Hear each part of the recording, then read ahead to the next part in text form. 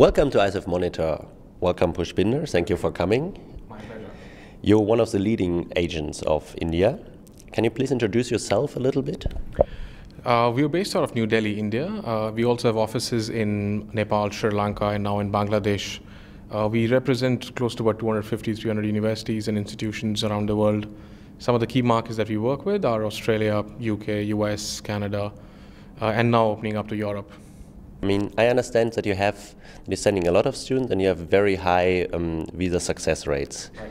What is your secret? Look, we do a lot of documentation checks. We do a lot of profiling of students, which I don't think many do. So our office has a separate section of visa. We have a separate team. And we tend to do a lot of background profiling checks. So we understand where the students' background are. What is the financial support? How are they obtaining the financial documents? Are they genuine or not? So we do a lot of prep of all the documentation, which gives us a lot of good high visa, almost 100% visa success rate.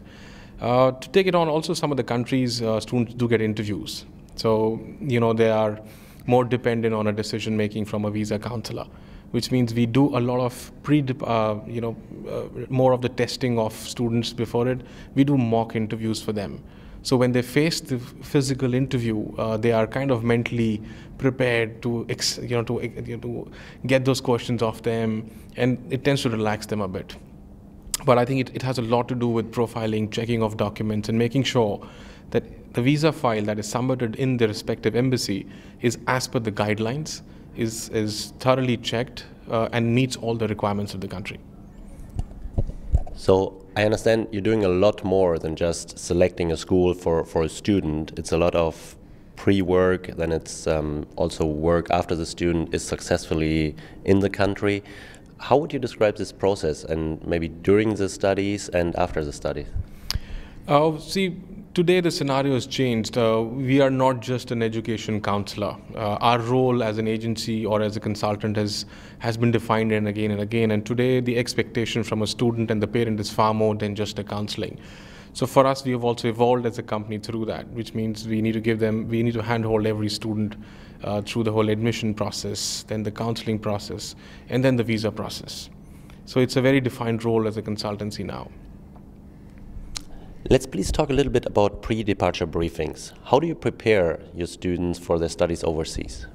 So we do regular pre-departure sessions, and these are typically done for students who've already either lodged their visa applications or have got a successful outcome of visa and are planning to now move to a new country. We do little mid to larger size groups, and we evolve. I do it myself, or we take alumni, students who's already been in that country, who comes back and shares his experiences. Typically we talk about do's and don'ts in the country. Many students this is the first time they're going overseas, so they don't really know, a very typical thing is how to take a metro train. And I've seen that myself, and this is little incidents that I could share with you is I was there at Sydney in one of the city rail joints, and I saw a student just standing there, and he almost let 4 trains go. He didn't take any of those, and that station probably just takes 1 or 2. I quietly walked up to him saying, "Mate, you just let 4 trains go, where do you want to go?" So he was very, very shy, quite afraid. He did not know how do I really go in, and it's going to take me to the right stop. So we touch base on very small things that makes them comfortable. Also, students come up with very nice questions saying, can I really party in that country? Can I go to the bars? Can I socialize in many ways? And a lot of universities have their own social clubs and things like those, which is very common. So we touch base on things like those. Apart from this, we tell them to focus more on the academics as well. So how are the classrooms? How do they structure their education? How do they structure their course units? So all that is what we touch base on. So it's pretty interesting. You get a lot of good feedback from students from that as well.